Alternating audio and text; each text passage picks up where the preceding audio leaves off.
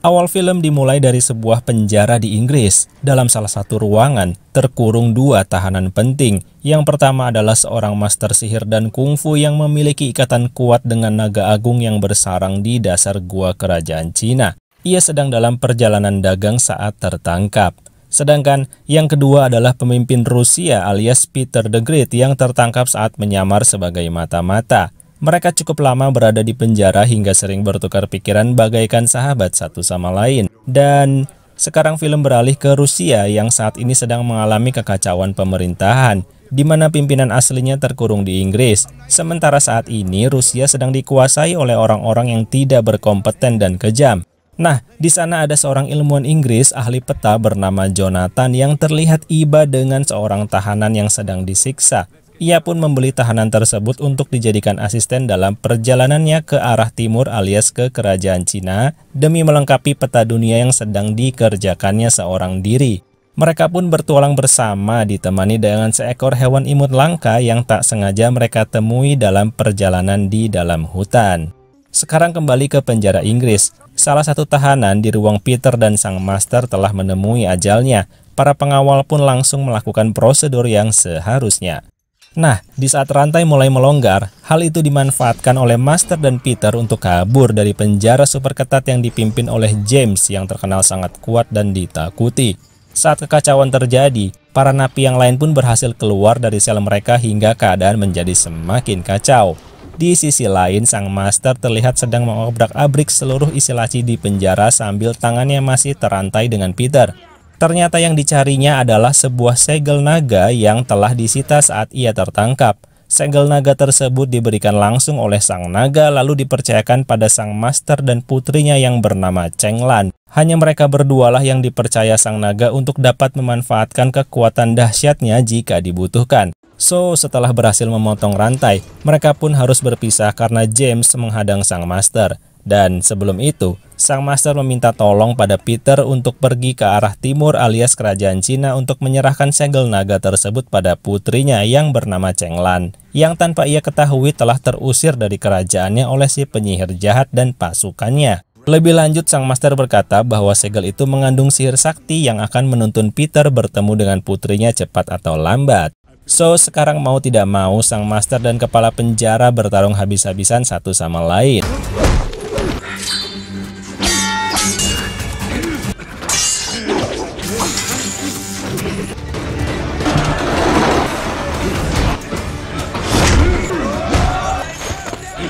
Namun sayangnya karena rantai yang terjulur panjang, sang master dapat kembali ditangkap dan lagi-lagi dimasukkan ke penjara. Singkat cerita, demi memenuhi janjinya pada master, Peter saat ini sedang menyelinap ke sebuah kapal dagang yang akan menuju kerajaan Cina. Saat mengarungi lautan, badai besar mulai terlihat di depan mata dan tanpa waktu lama, kapal pun terombang-ambing hingga harus menghadapi ombak ganas beserta batuan karang yang sulit dihindari.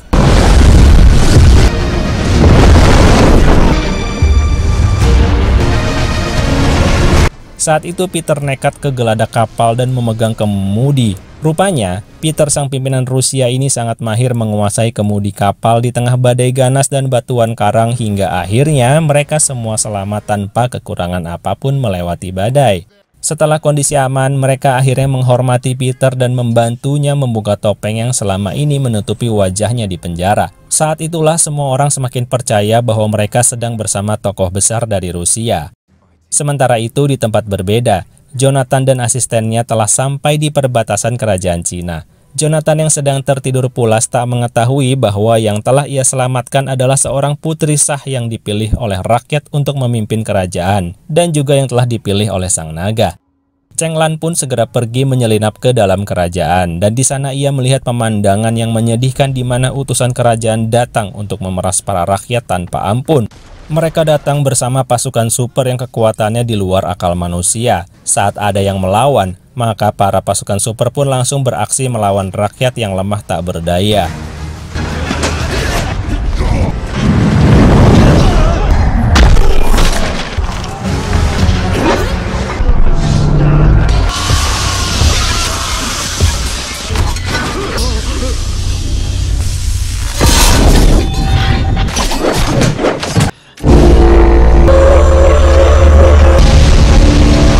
Pasukan super tersebut ada yang memiliki daya hancur yang dahsyat, ada juga yang memiliki kekuatan listrik hingga dapat mengendalikan benda-benda logam, hingga ada yang punya kekuatan suara yang dapat membuat pendengaran hancur. Di saat yang sama, Jonathan yang tertidur akhirnya terbangun akibat keretanya diangkut oleh tentara kerajaan. Nah, disinilah kita diperlihatkan seorang penyihir jahat yang selama ini menyamar sebagai Cheng Lan. Saat itu Jonathan dihadapkan pada sang putri palsu, dan dengan bangga ia menunjukkan kalau dirinya adalah ahli pembuat peta. Setelah itu Tuan Putri pun mendekatinya, dan seketika Jonathan kebingungan kalau wajah Tuan Putri kok sangat mirip dengan asistennya yang sekarang hilang entah kemana. Tanpa waktu lama, Jonathan diajak untuk melihat kesaktian Tuan Putri palsu dalam mengendalikan naga. Di sana terlihat dua tahanan yang terikat. Lalu dengan sebuah gerakan, sang putri terlihat mengendalikan naga untuk membunuh tahanannya tersebut. Dari sini akan muncul pertanyaan, bukankah yang dapat mengendalikan naga hanya sang master dan putrinya dengan segel naga? Nah, nanti seiring berjalannya film akan terungkap semuanya. So, sekarang kita lanjut. Singkat cerita, saat ini Cheng Lan berhasil bergabung dengan rakyat yang selalu setia dan mempercayainya. Mereka terlihat sedang menyusun rencana dan membangun motivasi semua rakyat dengan kehadiran Tuan Putri yang asli. Hari pun berlalu hingga keesokan harinya sampailah Peter the Great dan seluruh awak kapal di kerajaan Cina dengan tujuan dagang. Saat itu ia berjalan ke sana kemari sambil menunjukkan segel naga secara random pada orang-orang. Hingga akhirnya ia menemukan Cheng Lan di sebuah markas rahasia. Peter pun menceritakan semua yang ia ketahui dan tanpa waktu lama langsung menyerahkan segel naga kembali ke pemilik aslinya. Setelah itu mereka membahas semua strategi yang mungkin dilakukan untuk menerobos ke dalam istana bersama bantuan dari Peter dan anak buah kapalnya. Mereka berencana menyelinap ke dalam istana melalui gua di dalam danau dan juga melalui jalur udara. Semua rakyat terlihat bersemangat bertarung bersama di sisi Tuan Putri yang selama ini mereka rindukan. So, rencana pun dimulai. Peter the Great datang ke istana untuk mengalihkan perhatian sang putri yang ternyata juga memperdayanya dengan ramuan tidur. Karena penyihir jahat tersebut mendapat info dari mata-matanya bahwa ada orang asing yang baru datang dan membawa segel naga. Di saat yang sama, para pasukan mulai menyelinap melalui bawah air hingga sampailah mereka ke sebuah gua di mana naga yang selama ini membunuh para tahanan bersarang. Ya, ternyata selama ini rakyat dibodohi habis-habisan. Naga tersebut bukanlah naga asli, melainkan hanya naga buatan yang diberi aliran listrik untuk membunuh para tahanan alias menyetrum mereka.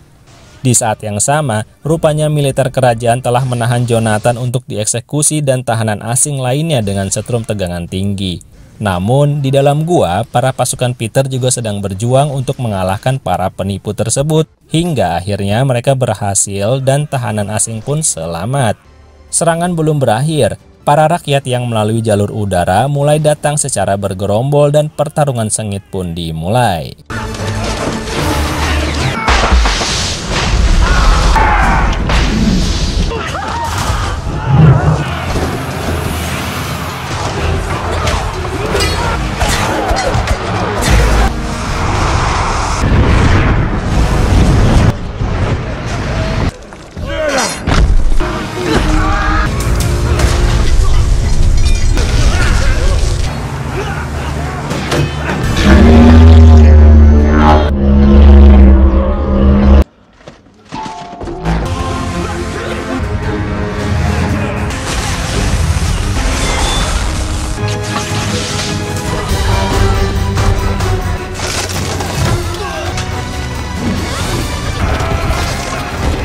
Hingga dengan kerjasama yang kompak antara para rakyat dan pasukan Peter, akhirnya mereka berhasil melumpuhkan militer kerajaan. Sementara itu, di kedalaman gua, rupanya Cheng Lan telah menemukan sang naga yang dirantai tak berdaya. Ia pun segera mengaktifkan segel tersebut dan memakai baju sisik naga yang menjadi bagian dari ritualnya. Bersamaan dengan itu, rupanya sang master dari kejauhan merasakan hal tersebut.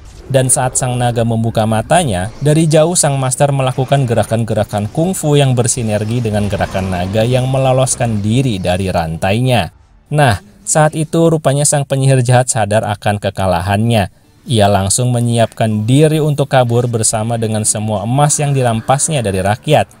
Ia pikir dirinya telah lolos, namun tak lama kemudian, Putri kerajaan asli bersama dengan naga raksasa mengejarnya hingga ia pun terjatuh di sebuah menara. Chenglan pun langsung turun untuk menghadapi si penyihir, sedangkan sang naga berputar-putar di atas kerajaan sambil mengarahkan tumpahan koin emas kembali ke tengah perkotaan. So, pertarungan antara putri asli dan palsu pun terus berlanjut. Berbagai jurus mereka keluarkan hingga akhirnya si penyihir mengeluarkan jurus bayangan untuk melawan Chenglan. Saat itu Chenglan agak kesulitan hingga segel naga terlempar dan berhasil direbut. Tak lama kemudian, pasukan berhasil menyusul Chenglan ke atas, namun mereka terpedaya karena si penyihir memfitnah Chenglan yang asli. Namun, untungnya saat itu datang juga si hewan imut yang secara penciuman dapat membedakan Chenglan yang asli. Karena sudah ketahuan, seketika si penyihir langsung membuka topengnya dan memanggil naga secara paksa dengan segelnya. Namun, sang naga terlihat berontak dan sangat si penyihir lengah, hewan imut tersebut merebut kembali segel naga, tapi si penyihir dengan mudah menjatuhkannya. Saat itu Chenglan langsung menaiki naga yang mendekat untuk menyelamatkan hewan imut tersebut. Sedangkan si penyihir pun ikut lompat dengan tamaknya untuk mengambil segel naga hingga tanpa sadar, ia jatuh ke laut tanpa ditolong oleh sang naga walaupun ia telah memegang segel dan memerintahkannya. Ya, dari awal sang naga memang tidak akan mematuhi orang yang tidak terpilih, apalagi orang yang berhati jahat. So, kondisi kerajaan pun berangsur pulih, lalu setelah itu, dengan dibantu oleh pengaruh Peter the Great, sang pimpinan Rusia, akhirnya Ratu Inggris memberi perintah untuk membebaskan sang master dari penjara lalu dipulangkan ke kerajaan Cina. Dan singkat cerita, saat ini terlihat sang master sedang berkumpul dengan para generasi muda dan bercerita bahwa segel naga bukanlah pemberi kuasa mengendalikan naga, tapi hati yang baik dan bersihlah yang berhak mendapat kekuatannya. Film pun ditutup dengan kunjungan kepala penjara yang dulu menjadi rival di dalam penjara menandingi kungfu sang master. Dengan demikian, film pun selesai.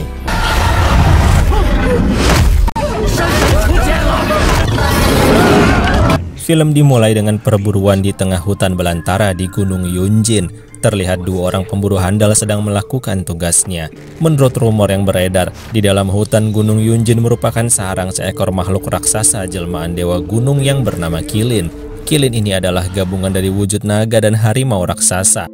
Nah, walaupun kedua pemburu ini sudah dengar rumornya, tapi mereka tak percaya dan nekat karena ingin memperoleh tangkapan yang bagus. Hingga akhirnya salah satunya merasakan pergerakan hewan besar dan segera memanahnya dengan sangat akurat dan yakin mengenai sasaran. Tapi setelah diperiksa ia justru bingung karena panahnya menancap di sebuah batang pohon dan tanpa waktu lama. Ia menyadari kehadiran makhluk buas yang tak pernah terpikir olehnya. Lalu seketika ia pun menjadi korban. Dan temannya pun tak lolos dari kejaran makhluk misterius berukuran raksasa yang dipercaya penduduk adalah sang dewa penjaga gunung hingga tak satupun manusia yang berani masuk ke wilayahnya. Keesokan harinya, penduduk desa heboh dengan penemuan jasad manusia yang tiba-tiba ada di tengah jalan pedesaan. Anehnya, kondisi kedua jasad sama sekali tak ada luka cedera ataupun luka berdarah. Lalu orang-orang pun berpikir bahwa itu adalah hukuman dari dewa gunung yang merasa terganggu.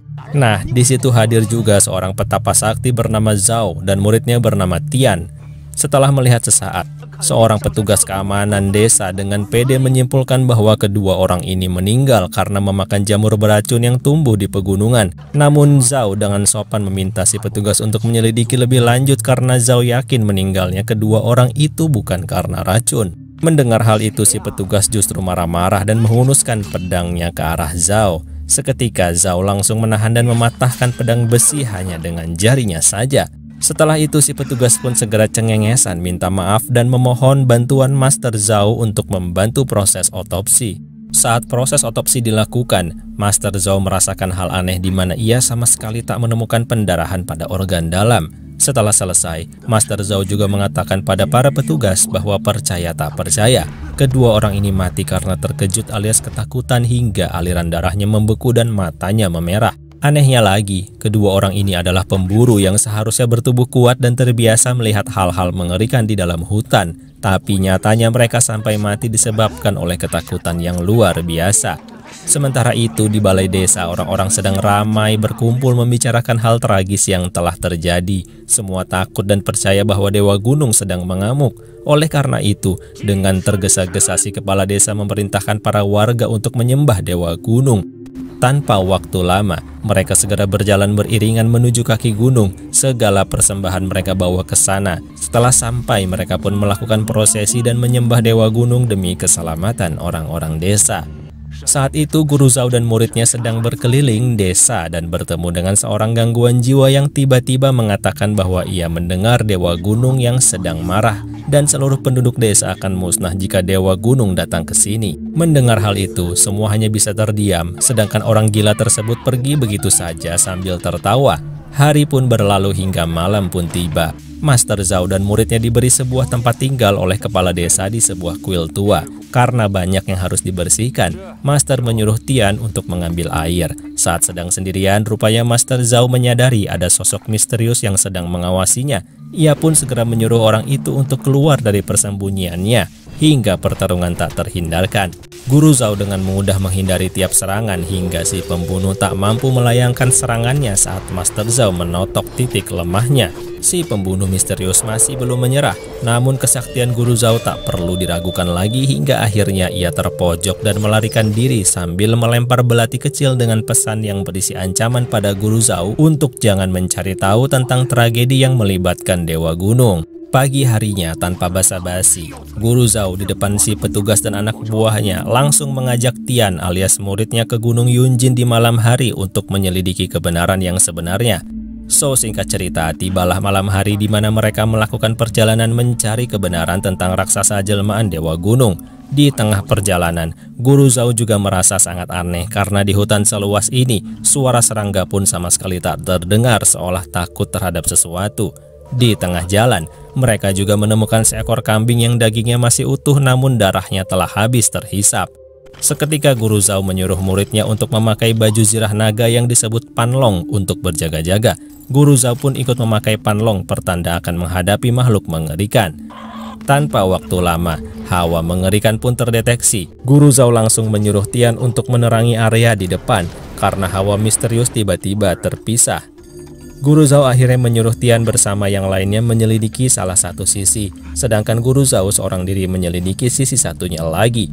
Saat di perjalanan, orang-orang yang bersama Tian ketakutan hingga akhirnya mereka berdiam diri sedangkan Tian terus berjalan. Sementara itu Guru Zhao pun sampai di sebuah gua misterius dengan kilauan cahaya biru yang indah.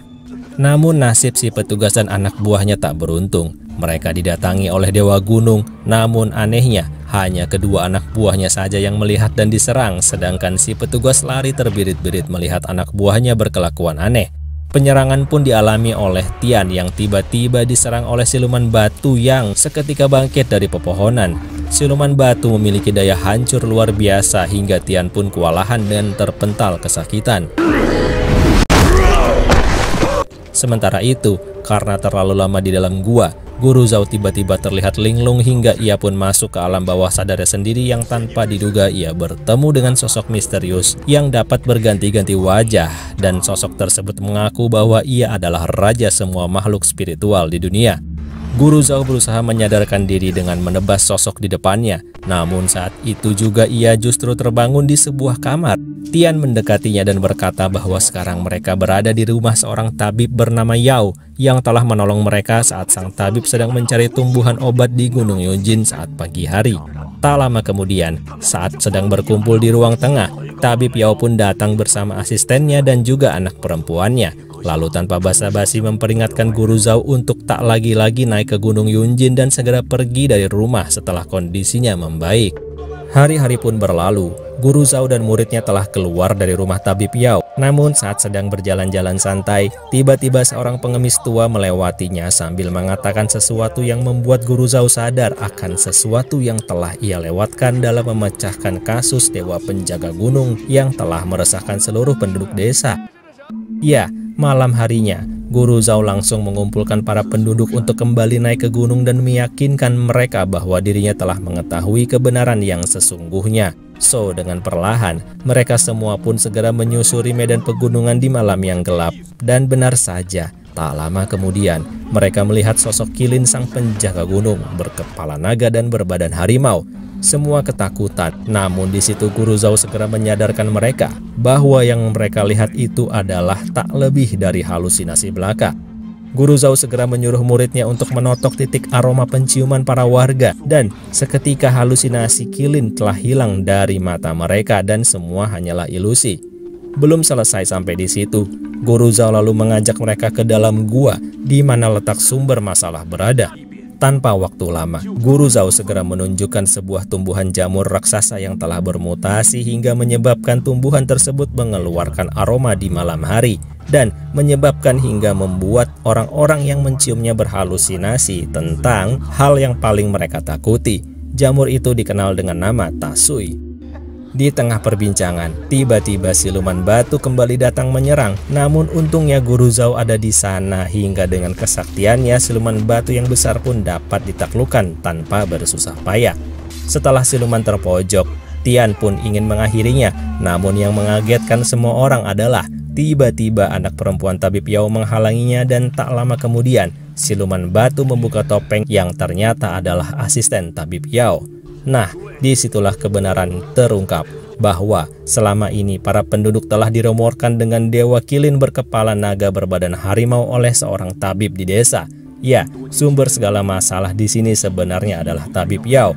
Tabib Yao ingin menguasai pegunungan sebagai lahan pencarian tanaman obatnya agar warga lain tak menemuinya. Terlebih setelah Tabib Yao mengetahui keberadaan jamur Tasui yang dapat mempengaruhi pikiran manusia untuk berhalusinasi tentang hal yang paling mereka takuti. Di situ Guru Zhao juga membongkar bahwa yang menyerangnya saat di kuil sebelumnya adalah anak perempuan Tabib Yao dengan tujuan mencegah Guru Zhao menemukan kebenarannya. Setelah terbongkar semuanya, sang tabib hanya bisa diam. Para warga pun sangat marah dan ingin menghakimi sang tabib sekeluarga. Tapi Guru Zhao yang bijak mengatakan bahwa keahlian sang tabib diperlukan oleh warga. So, daripada menghukumnya lebih baik memberi kesempatan pada tabib dan keluarganya untuk bertobat. Jamur Tasui pun dibakar oleh warga. Para warga yang masih kesal menghargai keputusan Guru Zhao dan pergi meninggalkan TKP dengan tenang karena telah mengetahui bahwa yang selama ini mereka takuti hanyalah ilusi. Dan singkat cerita, hari pun berlalu hingga tiba saatnya bagi Master Zhao dan muridnya berpamitan dengan para warga yang sekarang terlihat bahagia sambil berkali-kali mengucapkan rasa terima kasih.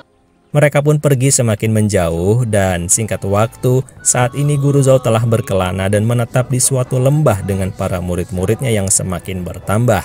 Namun tiba-tiba film pun berakhir. So, gimana menurut kalian? Terima kasih ya sudah menonton dan semoga bisa dinikmati. Bye!